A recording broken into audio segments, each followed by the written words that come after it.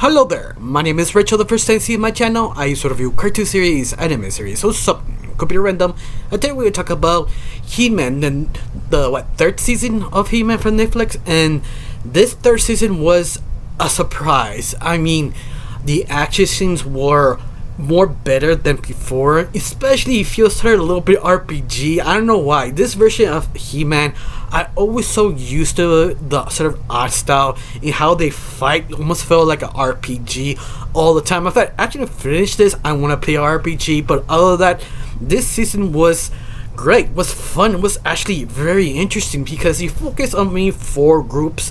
One is He-Man trying to protect his father, trying to understand him. Now they as one as family, but at the same time his power of He-Man, he sort of questioned if my power isn't good enough. I need more power, and that sort of felt him to give the evil power of He-Man, that evil energy that he needs it or he doesn't. Oh, kind of leading to a Crash that she is sort of bitter of He-Man, that he find his family and he did not find his own parents, that she's still wondering they can bring him back. And this is the interesting part, how Skeletor, that you think he was dead till you realize he came back as a spiritual form, that he became sort of an announcer, a sarcastic asshole who gave pointers or manipulates Crash to do his evil bidding, while she understanding all the graphs what he is eliminating of Crash, that you understand Crash as a character. You understand she sort of feels like unhappy, like she won't accept her situation, won't accept her parents is dead. And that's the interesting part, how Skeletor sort of manipulates, give her sort of confidence or sort of truth that he could bring him back, but once more could, he never promised. And that is sort of interesting because it really show how Crash really misses her parents, but at the same time you have your other family, your found family with He-Man in their group. They actually do love Crash, but Crash doesn't understand, doesn't want to understand, because she's still broken inside. She still wants to find them, not realizing they're officially dead. And that is interesting. You feel sad for her, but sometimes the betrayal she did to He-Man and her family is sort of hurtful, but the way she trying to give respect to them, to accept their the horrible she did as forgiveness, it's an interesting take on it. It really was kind of fascinating, especially with Evil Lynn, that she's the one who helped Crash to realize her sins. And that's a very interesting way to do it, because Evil Lynn is, let's face it, a bitch, but you like her because she's sort of that part of her life. She's sort of completely lost herself and she doesn't know what to do, especially she knows Skeletor coming back and she doesn't know what to do. She's trying to upgrade herself, but every time she upgrade, it's not enough. She is panicking, she's freaking out, she has sort of a midlife crisis. And on the way she meet Crash, he asks her sort of the same questions. You think it's sort of worth sacrifice everything you have? The things you have is a lot. You sacrifice it someone that you 100% sure will not actually accomplish the deal or want to accomplish the deal or even can. That is sort of fascinating and interesting. And Skeletor, I have to say, his upgrade, his evil final form was a badass. I mean, oh my god, especially how well balanced the sort of serious tone and over exaggeration comedy mix so well. Usually that's sort of the hardest thing to do, this sort of action adventures type of shows, that balancing is the thing could actually break or make a show to be remembered or forgotten if you don't know how to balance. But especially the voice actor, this version of a voice actor of Skeletor, really nailed that, the horrible he is, but also very comical.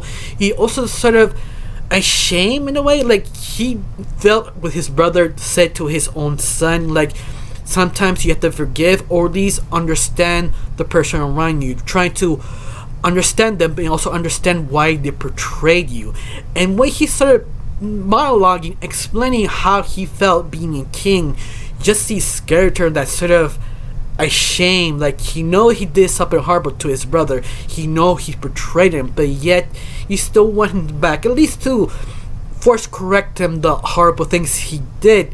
And that sort of moments makes Skeletor a very complicated character, and that is interesting because each character has this time to shine.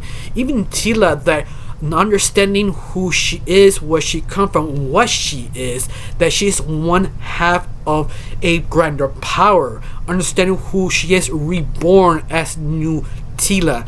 And that is interesting. I mean, I love they take a lot of different characters and evolve them, make it more interesting, make it more depth. I also love with they use science and magic. I mean, that's the point of the series, but never really fully realized. Even the He-Man anime, they usually separate, this is magic, this is science. They use it once. In this one, they did it again and again, a little bit more than once, more than just, oh, we can do this. No, we can do this as one, as equals. We can. And that is just sort of special. That's sort of just gratifying.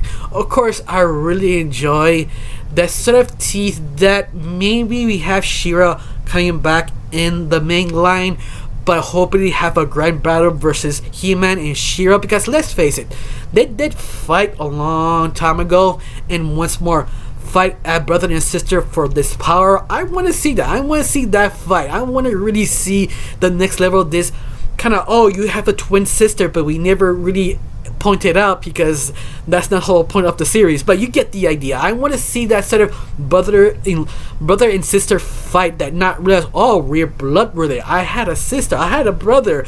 That sort of confused it. That could be a great season or seasons if they continue off this great show. I mean, let's face it, this show is just great. It's really great action. I mean, God, the action is just so clever, fun, and very precise.